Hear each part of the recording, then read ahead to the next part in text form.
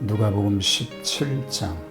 예수께서 제자들에게 이르시되 실족하게 하는 것이 없을 수는 없으나 그렇게 하게 하는 자에게는 화로다. 그가 이 작은 자 중의 하나를 실족하게 할진대 차라리 연자 맷돌이 그 목에 매여 바다에 던져지는 것이 나으리라. 너희는 스스로 조심하라. 만일 내 형제가 죄를 범하거든 경고하고 회개하거든 용서하라. 만일 하루에 7번이라도 내게 죄를 짓고 7번 내게 돌아와 내가 회개하노라 하거든 너는 용서하라 하시더라.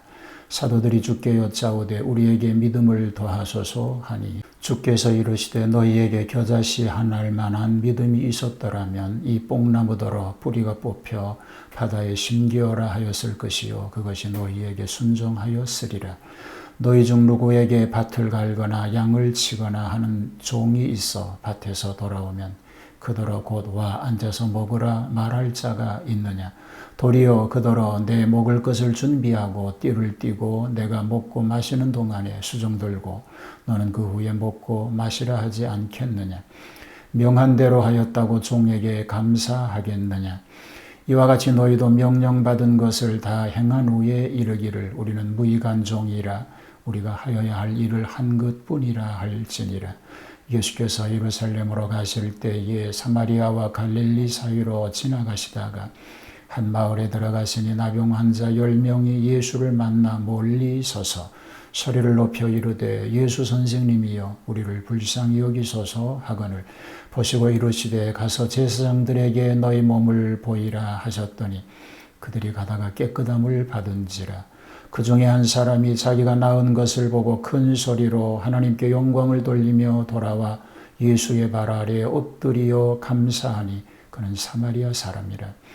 예수께서 대답하여 이르시되 10사람이 다 깨끗함을 받지 아니하였느냐. 그 9은 어디 있느냐. 이 이방인 외에는 하나님께 영광을 돌리러 돌아온 자가 없느냐 하시고 그에게 이르시되 일어나가라 내 믿음이 너를 구원하였느니라 하시더라. 바리새인들이 하나님의 나라가 어느 때에 임하나이까 묻거늘 예수께서 대답하여 이르시되 하나님의 나라는 볼 수 있게 임하는 것이 아니요 또 여기 있다 저기 있다고도 못하리니 하나님의 나라는 너희 안에 있느니라.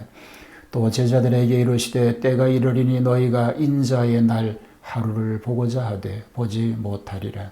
사람이 너희에게 말하되 보라 저기 있다 보라 여기 있다 하리라. 그러나 너희는 가지도 말고 따르지도 말라. 번개가 하늘 아래 이쪽에서 번쩍이어 하늘 아래 저쪽까지 비춤같이 인자도 자기 날에 그러하리라. 그러나 그가 먼저 많은 고난을 받으며 이 세대에게 버림받으어야 할지니라. 노아의 때에 된 것과 같이 인자의 때에도 그러하리라. 노아가 방주에 들어가던 날까지 사람들이 먹고 마시고 장가들고 시집가더니 홍수가 나서 그들을 다 멸망시켰으며 또 롯의 때와 같으리니 사람들이 먹고 마시고 사고 팔고 심고 집을 짓더니 롯이 소돔에서 나가던 날에 하늘로부터 불과 유황이 비오듯 하여 그들을 멸망시켰느니라. 인자가 나타나는 날에도 이러하리라. 그날에 만일 사람이 지붕 위에 있고 그의 세간이 그 집 안에 있으면 그것을 가지러 내려가지 말 것이요 밭에 있는 자도 그와 같이 뒤로 돌이키지 말 것이니라. 롯의 철을 기억하라. 무릇 자기 목숨을 보존하고자 하는 자는 잃을 것이요 잃는 자는 살리리라. 내가 너희에게 이르노니 그 밤에 둘이 한 자리에 누워 있음에 하나는 데려감을 얻고 하나는 버려둠을 당할 것이요 두 여자가 함께 맷돌을 갈고 있음에 하나는 데려감을 얻고 하나는 버려둠을 당할 것이니라. 그들이 대답하여 이르되 주여 어디 오니이까. 이르시되 죽음 있는 곳에는 독수리가 모이느니라 하시니라. 샬롬. 주님의 평화가 함께 하시기를 축복합니다. 자, 오늘 누가복음 17장에는 여러 가지 교훈들이 있습니다.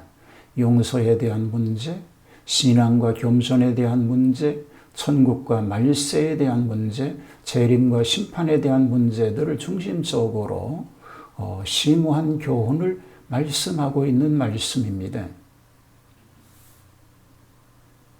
용서와 믿음에 대한 교훈이 먼저 소개가 됩니다. 용서에 대한 교훈이지요. 남을 범죄하게 하는 자의 죄와 벌을 경고하는 동시에 형제를 관용할 것을 교훈하셨습니다. 소자 중 하나를 범죄하게 함과 타락하게 한 죄가 맷돌을 목에 달고 바다에 빠지는 것보다 낫다고 경고하십니다.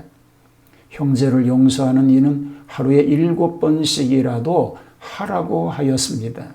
그것은 끝까지 무한정으로 완전히 용서하라는 뜻이 되는 것입니다. 믿음에 대한 교훈을 말씀합니다. 믿음의 절대성을 보였으니 믿음은 대소에 있지 않고 그 본질에 있습니다. 작은 겨자씨 같은 생명적 믿음만 있으면 못할 것이 없다는 뜻입니다.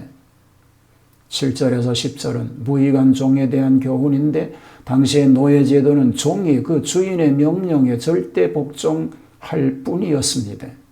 자기가 어떤 일을 하였어도 공로를 자랑할 수도 없고 주인이 감사하다고 칭찬할 필요가 없다고 하는 것은 자기는 무익한 종의 신분이기 때문입니다. 제자들이나 신자들이 자기 한 일에 대한 상급을 요구할 수는 없으니 절대로 겸손할 것을 교훈하고 있는 말씀을 하신 것입니다. 10명의 문둥이를 고치십니다. 사마리아 한 촌에서 문둥병자 10명이 나와서 예수님께 긍휼을 호소할 때 예수님께서 가서 제사장들에게 너희 몸을 보이라는 말씀을 하십니다. 그 믿음, 그 말씀으로만 믿고 갈 때 깨끗하게 되어지는 기적이 일어나게 됐습니다.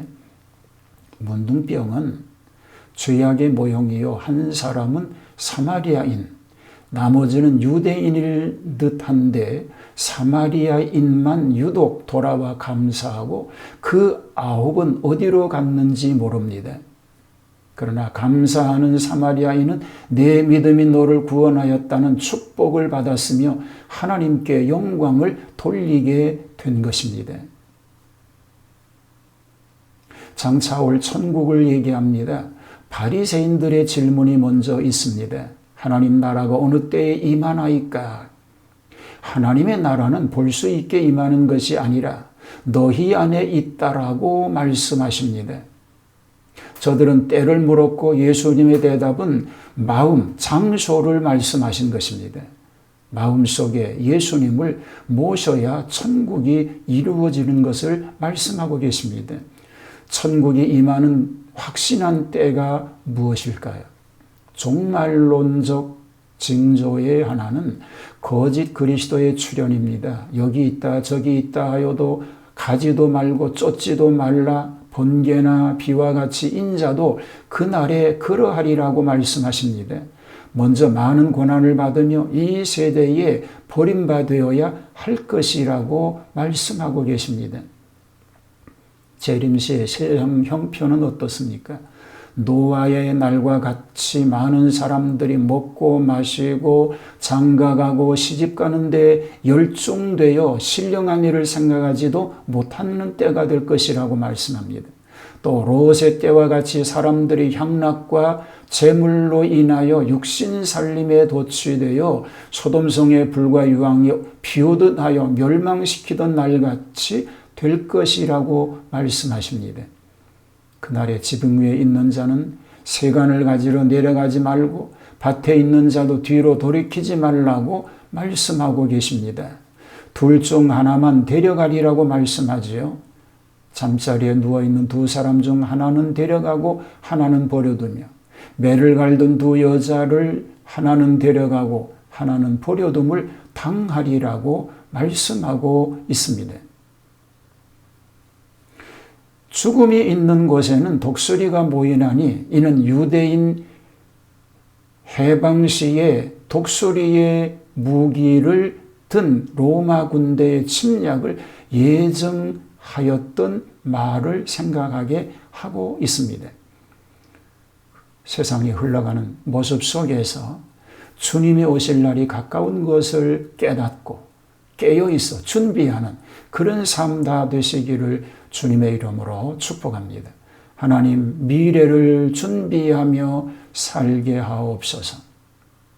오늘 우리에게 맡겨주신 직임을 감당하면서 내일을 준비하는, 그래서 하나님의 영광의 나라에 동참하게 되는 복된 승리자가 되게 하여 주시옵소서.